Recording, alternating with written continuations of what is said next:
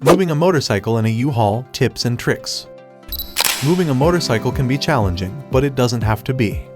If you plan on moving your motorcycle in a U-Haul, you're in luck because we've got some tips and tricks that will make the process much easier. Cheap Motorcycle Shipping is a company specializing in shipping motorcycles, and we've helped countless people transport their bikes safely and efficiently. When moving a motorcycle in a U-Haul, there are a few things you need to consider. First, you'll need to decide if you want to use a U-Haul or a motorcycle trailer.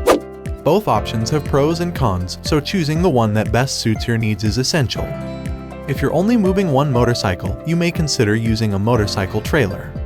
U-Haul offers a variety of motorcycle trailers, including ones designed explicitly for sport bikes or Harley-Davidsons. We understand privacy is important, so we use cookies and data to show you personalized content and ads. Our homepage and tailored ads are age-appropriate if relevant, and we use site statistics to understand audience engagement and protect against spam. Give us a call today at 888-230-9776.